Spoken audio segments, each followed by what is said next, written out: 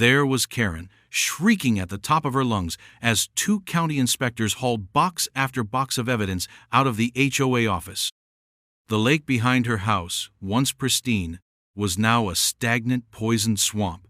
Meanwhile, I leaned against my pickup truck, coffee in hand, watching it all go down. You're probably wondering how I ended up suing the HOA after they poisoned my lake and why their entire town water permit depended on my land. Let's rewind. When I first moved into Willow Shores, I thought I had found paradise, a little slice of heaven tucked away from the noise and nonsense of city life. A place where the mornings started with mist curling over the lake, and the evenings ended with sunsets so vivid they looked painted by God himself. The lake stretched out behind my house like a secret promise, hidden by weeping willows and thick patches of cattails, and the only sounds were frogs, crickets, and the occasional splash of a fish jumping after a mosquito. The air smelled cleaner there, sweeter, almost like you could taste the seasons rolling in, and for a while I truly believed I had outrun the madness that had crept into every corner of modern life. The HOA had seemed like an afterthought. Just some mild-mannered retirees who cared a little too much about mailbox colors and lawn heights.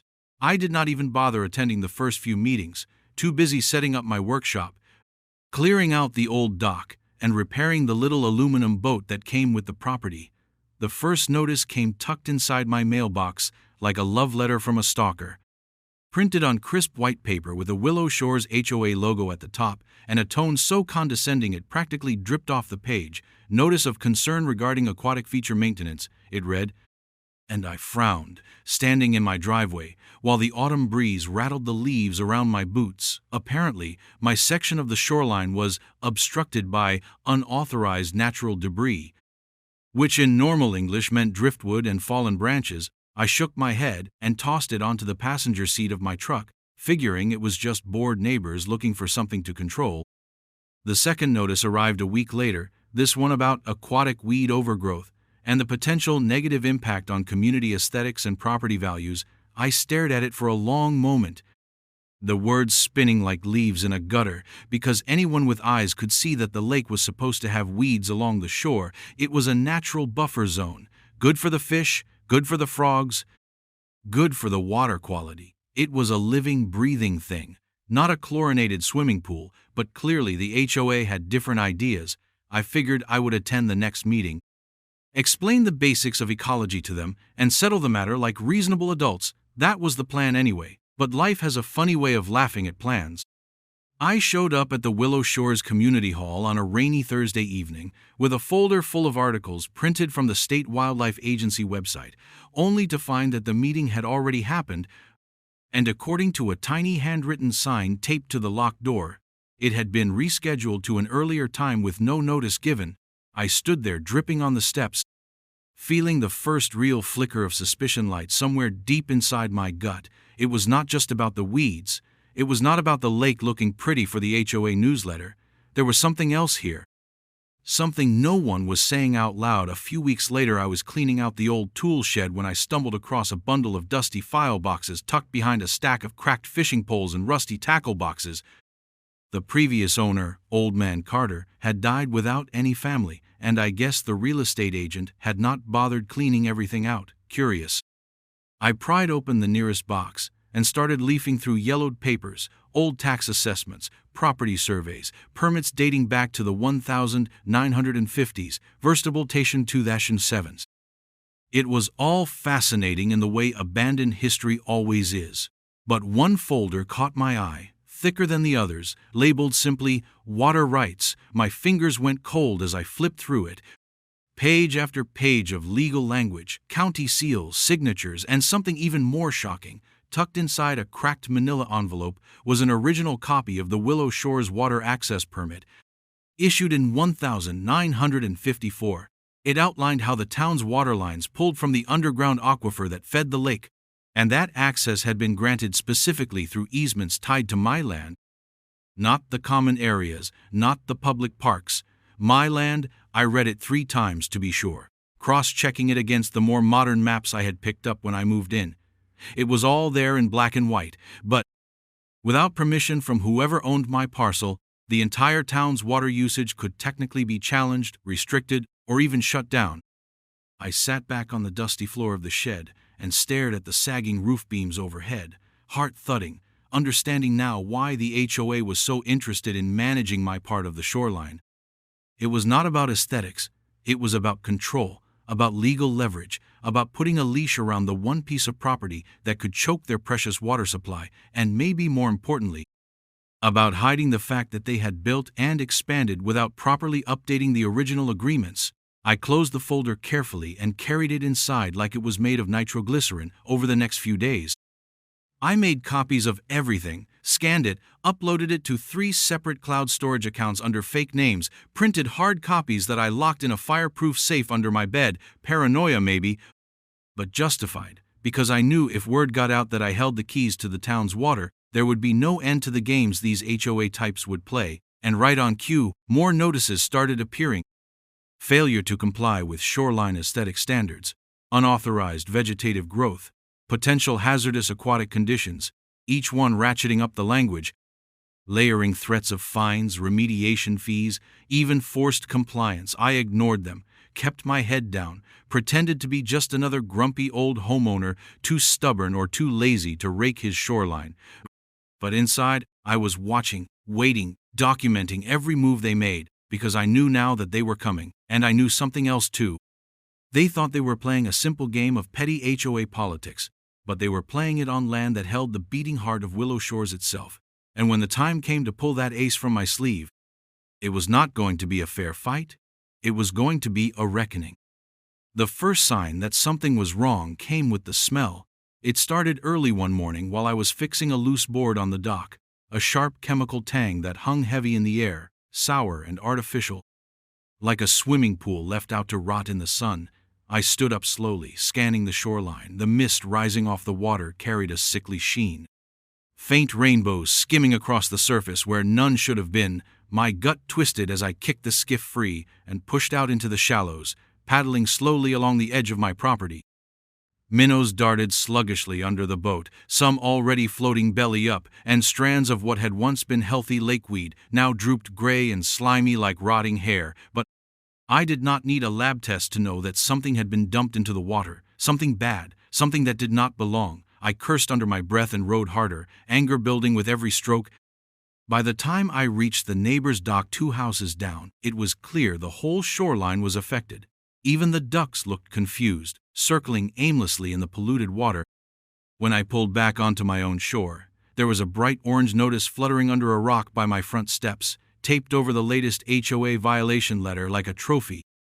Emergency Aquatic Management in Progress. It declared in bold, cheerful letters, Willow Shores HOA is conducting an eco-friendly algae remediation project for the betterment of all residents. I read it twice, stunned, my hands shaking slightly. Eco-friendly my ass. This was not algae control, this was chemical warfare. I drove straight to the community bulletin board by the main entrance where they posted official notices, and there it was, tucked between a flyer for lost kittens and a bake sale announcement. By bake sale announcement, there it was, where Heaven's Please's sale announcement. What tastes is, and there it was, where Heaven's Please sale announcement. There it was, with 2 community bulletin board by the main entrance, where they posted official notices. There at not night sort of place, I drove straight to the community lake treatment scheduled, dated 2 days ago, with the HOA president's signature at the bottom, a tiny footnote added. Residents advised to limit water use for 48 hours. It was a cover story, a thin paper trail to pretend they had warned us, but it was too late now. The lake was dying and so was everything in it. By sunset the fish were floating in the hundreds. Bluegills, bass, even a few large catfish, their silver bellies flashing like grim confetti against the darkening water. The stench was unbearable, thick enough to taste. The birds that came to fish now hovered uncertainly on the banks, wings fluttering in distress. A few neighbors wandered down to the shoreline, pulling their shirts over their noses, shouting questions no one could answer. I stood on my dock with my arms crossed, silent, watching Karen Brewster, the HOA president herself, drive by in her golf cart, clipboard in hand.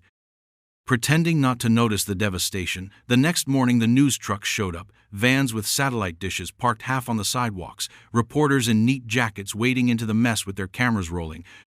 And just like that, Willow Shores was no longer a hidden gem. It was a headline, Environmental Disaster at Local Lake, residents outraged over chemical spill, fish kill at Willow Shores. It was surreal watching it all unfold, my peaceful haven now a backdrop for scandal and outrage. The HOA scrambled to spin the story, issuing press releases about invasive algae, about the need for emergency intervention, about how consultants had advised chemical treatment as the only solution, but it was all lies.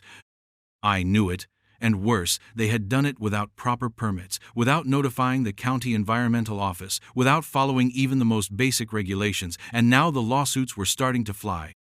Neighbors filing claims for property devaluation, for loss of recreational use, for emotional distress, local environmental groups threatening class action suits, and in the middle of it all, the HOA had the audacity to send out a letter blaming individual property owners for contributing to lake pollution through poor shoreline management practices. I read that letter 3 times before the rage finally boiled over. They were going to try to pin this on me, to say my unauthorized natural debris and weeds had somehow created the problem that forced their hand. It was a dirty move, but a smart one, if they could muddy the waters, so to speak. Make it look like everyone was to blame. They could dodge the worst of the liability. But they had made one critical mistake. They had forgotten about the cameras. After the first notices about my aquatic maintenance obligations, I had quietly installed a set of weatherproof trail cams hidden among the willows and cattails, triggered by motion. They recorded silently day and night, storing footage on encrypted memory cards, and now, with the lake poisoned and the HOA sharpening their knives, it was time to see what those cameras had captured. I retrieved the cards that night, crouched under the cover of darkness with a flashlight wrapped in red cellophane to avoid detection, heart pounding harder than I cared to admit. Back in my workshop, I loaded the footage onto my laptop, scrubbing through endless hours of empty shoreline, waving grass, herons picking at minnows, until finally there it was, grainy but clear enough. 3 figures in reflective vests carrying what looked like chemical drums down to the water's edge, under the sickly glow of handheld floodlights. They worked quickly, dunking hoses into the drums, feeding the contents directly into the lake. No markings on the containers, no signs of any official contractor vehicles, just 3 people doing something they clearly did not want witnessed. I zoomed in on the footage, catching a glimpse of a familiar figure adjusting her ball cap. It was Karen Brewster herself, the same smug expression, even half-shrouded in darkness. Beside her, 2 HOA board members, Todd McMillan and Sheila Grant, names I knew too well from every ridiculous notice and fine that had ever landed in my mailbox. My hands shook as I saved the footage to 3 separate drives, labeling them carefully, making copies on password-protected accounts.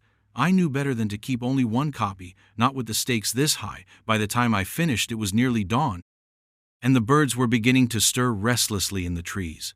The lake was ruined, the neighborhood was tearing itself apart with accusations and lawsuits, and the HOA was about to learn that their little midnight chemical adventure had been caught in living color. It was not going to save the fish, or the turtles, or the muskrats that had called the lake home, but it was going to save me, and it was going to burn the people responsible straight to the ground. I sat back in my chair, exhausted but wired, watching the footage loop again and again on the screen.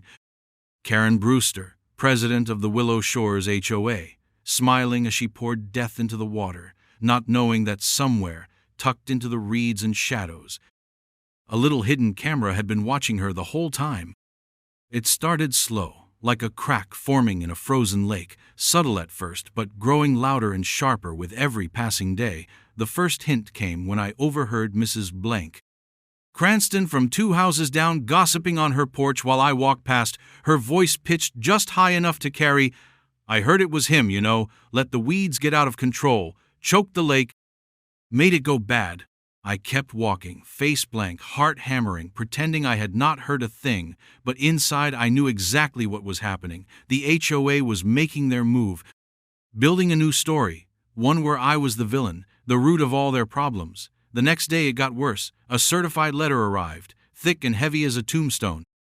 Inside was a formal notice of litigation from the Willow Shores Homeowners Association, a lawsuit claiming damages for environmental degradation, loss of property values, nuisance violations, and formal times violations, note 5 of www.com, and remediation costs. They wanted $250,000 for a mess they themselves had created.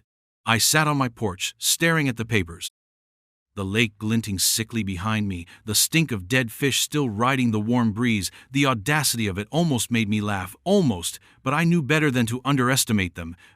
This was not just about money. It was about survival, about making sure they had a scapegoat to throw under the bus before the bigger lawsuits from the state and the county came crashing down.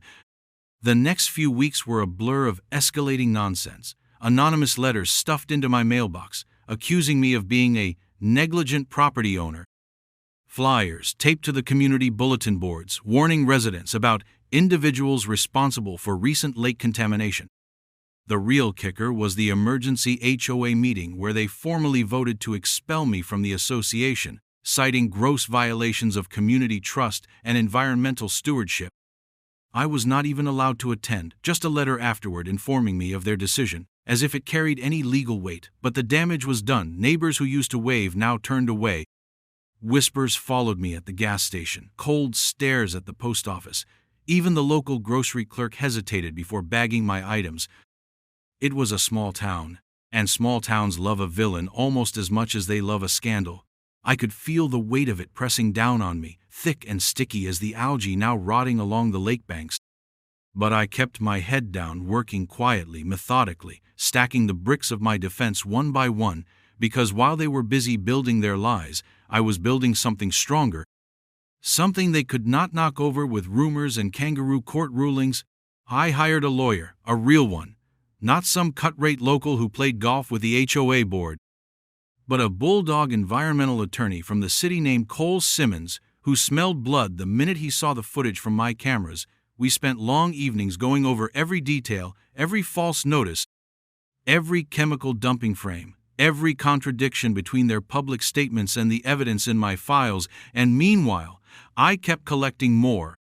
I installed additional trail cams along the public walking paths that bordered the lake, catching HOA members conducting secret remediation efforts under cover of night, hauling out barrels, digging trenches, trying to bury the evidence of what they had done. I photographed everything, time-stamped and geotagged every shot, built a digital fortress of proof, and quietly shared backup copies with trusted friends and online cloud accounts. I also filed open records requests with the County Environmental Office and the State Department of Natural Resources. We quote, ITN, digging up every permit the HOA had applied for, every inspection report, every violation warning they had conveniently forgotten to mention. It was slow work, frustrating and tedious, but it was necessary. Because this fight was no longer just about my property or my reputation, it was about exposing the rot festering under the manicured lawns and painted fences, the arrogance that thought it could destroy a living lake and pin the blame on the nearest convenient target.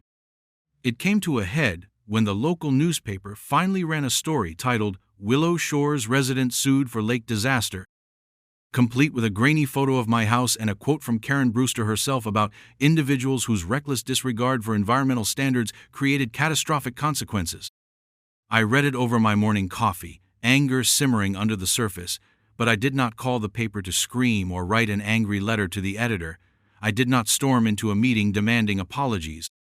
I just added the article to my growing evidence file because I knew what they did not. I knew the clock was ticking, and every lie they told now would come back to bite them later, harder and deeper than they could imagine. The final straw came when I received a summons to appear at a preliminary hearing for the lawsuit, scheduled at the county courthouse 2 towns over. I was ready, more ready than they could ever know, and as I stood in front of my bathroom mirror adjusting my tie that morning, I thought about everything they had taken from me, the clear water, the peaceful mornings, the simple trust between neighbors, all poisoned, just like the lake, and I made myself a promise, standing there in the flickering light of that cracked mirror, a promise as steady and cold as stone. They wanted a villain, they were going to get one, but not the one they expected, not some helpless scapegoat to be dragged through the mud and discarded. They were going to get the real me. The me who had been quietly preparing for war while they strutted around playing kings and queens of a crumbling kingdom. I tucked the final folder of evidence into my briefcase, locked the door behind me, and walked out into the rising sun. the smell of dead fish still lingering in the air like a warning, or maybe like a promise of the reckoning to come. The courtroom smelled faintly of bleach and desperation, the kind of cold, sterile place where reputations came to die. I sat at the defendant's table, my hands folded neatly on the worn oak surface, watching the HOA's attorney bluster and foam at the mouth about environmental negligence, community betrayal, and the sacred trust between homeowners. Karen Brewster sat directly behind him, wearing a pearl necklace that gleamed like a chain around her throat. Every so often she would lean over and whisper something to Todd McMillan or Sheila Grant, her fellow conspirators, their smiles tight, their faces flushed with the same smug confidence they had worn the night they poisoned the lake. They thought they had already won, that I was just some stubborn old goat clinging to a lost cause, that all the whispers, the headlines, the fines, the lawsuits had finally ground me down to dust.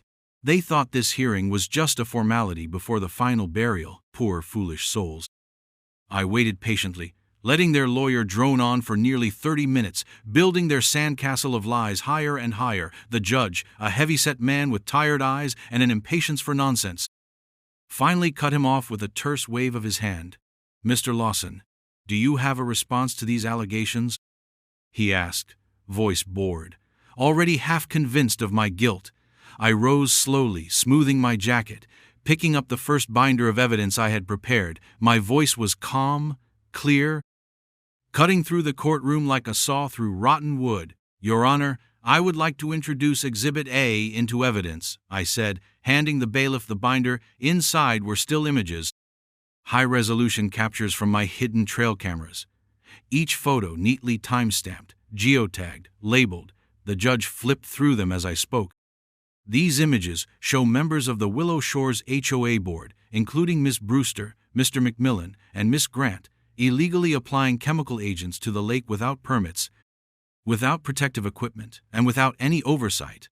Karen's smile faltered slightly, a tiny twitch of her jaw betraying her for just a moment. I pressed on, my voice gaining strength. "But furthermore, Your Honor, Exhibit B," I handed over a flash drive, "contains video footage captured by my security system, showing the same individuals transporting unmarked chemical drums to the shoreline under cover of night and emptying their contents directly into the water." The judge leaned forward now, actually paying attention.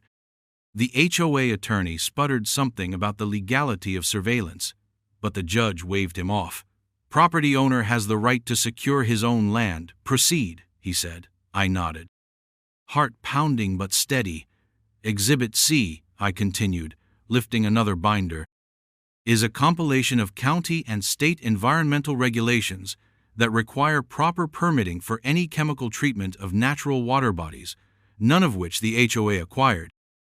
As confirmed by the attached statements from the County Environmental Office and the State Department of Natural Resources, now the murmurs were starting, even among the spectators, even among the few remaining neighbors who had shown up to watch me hang. I saw the looks on their faces shifting, saw the slow, horrified realization starting to bloom, but I was not finished, not by a long shot, but Backley sauced mustard bear, because the real hammer had not fallen yet. "Finally, Your Honor," I said, voice low and steady, "I would like to submit Exhibit D." And this was the big one. The secret weapon I had kept hidden until now. The judge raised an eyebrow. "And what is Exhibit D?" he asked. I smiled then, a small grim thing that tasted like iron and smoke. "Exhibit D is the original Willow Shores water access permit from 1954, signed and notarized, which grants the town's primary water extraction rights exclusively through an easement tied to my property." A hush fell over the courtroom like a dropped sheet. Only the faint buzzing of the fluorescent lights filled the silence. I handed over the final binder, thick with maps, deeds, notarized documents, and official letters from the county recorder's office verifying its authenticity. The judge flipped through it, his brow furrowing deeper with every page. "To be clear," he said finally, voice sharp now, "you are asserting that without access to your land, the town's main water source is compromised." I nodded. "That is correct, Your Honor. And, as outlined in the original agreement, any alteration to the natural shoreline, including contamination, constitutes a breach that could nullify the easement, requiring the town to seek an alternative water source at significant cost." The room exploded into whispers. Karen went white as a sheet, her fingers clawing at the pearl necklace around her throat like it was suddenly strangling her. The HOA attorney's mouth flapped open and shut like a landed fish, trying and failing to form words. The judge rapped his gavel once, twice, the sound cracking like thunder. "Silence," he barked, eyes flicking between me and the trembling figures behind the plaintiff's table. "I will need to review this evidence thoroughly, but I can already tell you that these are serious matters, far beyond a simple property dispute." He turned a hard gaze on the HOA attorney. "If what the defendant has presented is accurate, your clients may be facing significant civil and criminal liability." Karen slumped in her seat. Todd McMillan put his head in his hands. Sheila Grant stared straight ahead, unblinking, like a woman watching her world collapse in slow motion. I sat back down calmly, hands folded again, my heart finally slowing. The secret weapon had been unleashed, and there was no stuffing it back into the bottle. The judge ordered an immediate temporary injunction against any further HOA actions regarding the lake or my property. They try property in Blythe. So HOA property. They HOA'd be the lake or my property. Very. Pending full investigation, and adjourned the hearing for the day. The hallway outside the courtroom buzzed like a kicked beehive, reporters thrusting microphones into faces, neighbors shouting accusations and denials. I slipped through the chaos unseen, smiling to myself as I walked out into the bright afternoon sun, the taste of victory just beginning to bloom on my tongue. The real battle was just getting started, but the tide had turned, and this time it was not the lake that was poisoned, it was the HOA's whole rotten empire, and it was finally starting to sink. The dominoes fell faster than I expected once the evidence hit the light. First came the emergency town council meeting where the mayor, red-faced and sweating under the fluorescent lights, announced that Willow Shores HOA was officially under investigation for environmental violations, fraud, and breach of public trust. I stood at the back of the room, hands in my pockets, watching Karen Brewster try to slither out of the spotlight, but there was nowhere left to run. The footage of her dumping poison into the lake played on the big screen behind the council members, silent but damning. Her face frozen mid-smirk as she tipped a drum of death into the water she had sworn to protect. Next came the lawsuits, thicker than summer gnats, from residents, from the county, from the state, even from neighboring communities whose water rights were entangled in the original Willow Shores permit. The HOA's insurance company pulled their coverage within a week, citing gross negligence and intentional misconduct, leaving the board members personally liable for damages. Karen's carefully curated empire collapsed overnight, her bank accounts frozen, her assets under lien. The pearls she had worn like armor now, nothing but a string of worthless stones around her sinking neck. The judge who had heard our case wasted no time issuing his ruling. A full dismissal of all claims against me with prejudice, meaning they could never be brought back, followed by a blistering statement about the HOA's reckless endangerment of natural resources and community welfare. The court ordered the immediate dissolution of the Willow Shores Homeowners Association, effective immediately, their bylaws void, their bank accounts seized to fund environmental remediation efforts. It was not just poetic justice, it was surgical, clean, thorough, the way a disease gets cut out before it can kill the whole patient. Karen was ordered to sell her house at public auction to cover her share of the damages, the very home she had fought so hard to protect from imaginary property value declines, now rotting on the market. But, picked apart by bargain hunters and vultures, she wept openly the day the moving trucks came, a pitiful figure in a stained designer blouse clutching a wilted HOA handbook like it was a holy text. No neighbors came to say goodbye, no friends rallied to her side. She left the same way she had ruled. Alone, bitter, defeated. The lake restoration project began almost immediately. Funded entirely by the assets seized from the former HOA board, biologists were brought in. Teams of volunteers worked day and night to remove the contaminated muck, to replant native vegetation, to restock the fish populations with healthy young bass and bluegill. I watched it all from my dock, coffee in hand, feeling something inside me unknot after months of tension, months of fighting a battle most people did not even realize was happening. I donated some of my own time and money to the effort, quietly, no press releases, no grandstanding. Just me and a few old friends, wading into the muddy water, setting stones back into place, planting water lilies where oil slicks had once floated.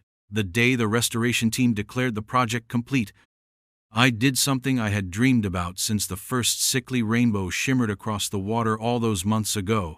I climbed into my little aluminum skiff, a battered bucket at my feet filled with young fish wriggling eagerly in the cool water, and paddled out to the middle of the lake. The sun was just beginning to set, painting the surface gold and crimson, the willows bowing low to kiss the ripples. I reached into the bucket and gently poured the fish into the water, watching them dart away in silver flashes, tiny living prayers for a second chance, for healing, for peace. I sat there for a long time afterward, letting the evening wrap around me like a soft quilt. The lake was alive again, and so was I. The scars were still there, on the land, on the community, on my heart, but they did not ache anymore. They were just reminders, just proof that sometimes the right fight was worth every blow, every sleepless night, every whisper behind your back. I thought about Karen then, wherever she was, whatever bitter little town she had fled to, and I felt no anger, no satisfaction, just a kind of distant pity. She had spent so much energy trying to control, to dominate, to bend the world to her will, and in the end, all she had accomplished was her own ruin. The lake would outlive her, the trees would outlive her, and so would I. Long after her name was forgotten and the last of her ugly signs faded into the soil, the breeze picked up, ruffling my hair, carrying with it the clean scent of water and earth and new beginnings. I smiled, dipped my oars into the shimmering surface, and paddled slowly back to shore, every stroke a quiet promise to the land, to the lake, and to myself, that no matter how loud the fools shouted, no matter how deep their pockets or sharp their knives, some things could not be poisoned, some things could not be bought, some things would endure because they were rooted deeper than greed, stronger than fear, and older than any paper law. I tied the boat back to the dock, wiped my hands on my jeans, and walked up the hill to my house, the porch light spilling warm across the steps, the lake singing behind me in 1,000 silver voices, and for the first time in a long, long while, I knew I was home.